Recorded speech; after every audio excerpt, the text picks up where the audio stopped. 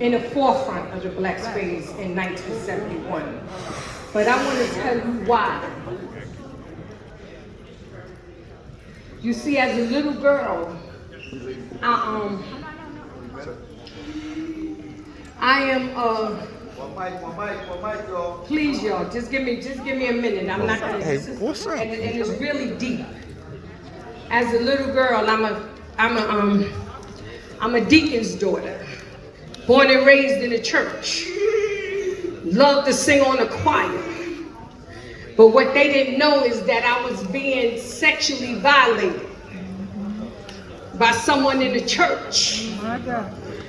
So when I came to the Black Spade Clubhouse, that was my reference.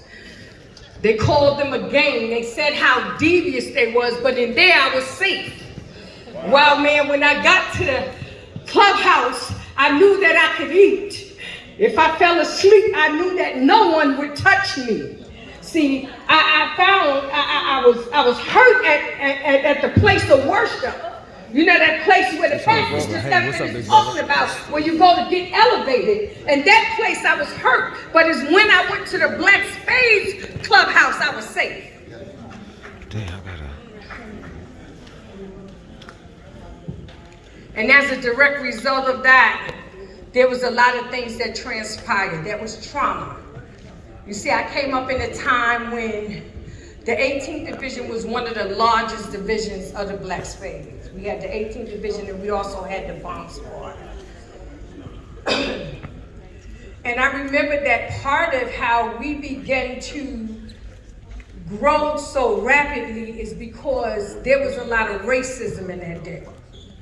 And you see this boys club right here? We couldn't hardly go to the boys club on Fordham Road. I remember being 8 years old and there was white kids and black kids in this boys club. And one of two of the little kids had a discrepancy, but they never even fought. They just had like it was a black kid and a white kid, and they kind of pushed each other, playing basketball. Carol, you know what I'm talking about, right? You were there. So I remember when we were coming out the boys club, there were grown men out there with bats.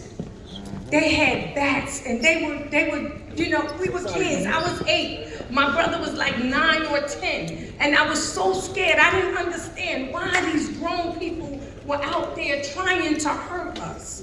What did we do? And it was over a discrepancy that 2 children had.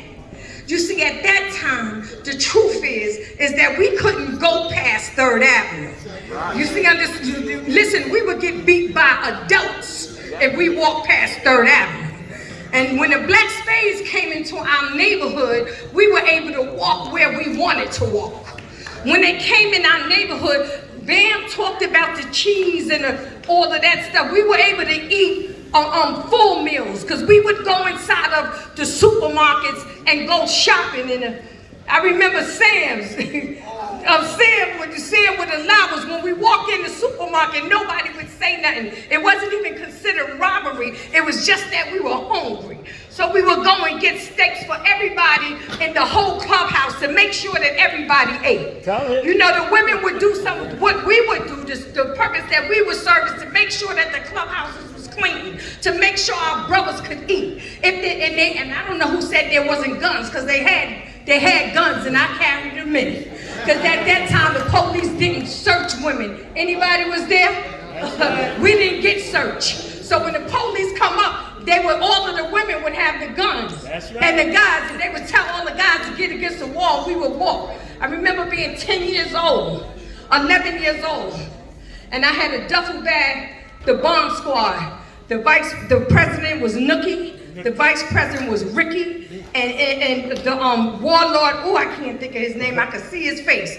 Well, anyway, they had a duffel bag full of guns. They went down south. They was going down south to get guns. And when they bring the guns back up, it was not to kill each other, young people.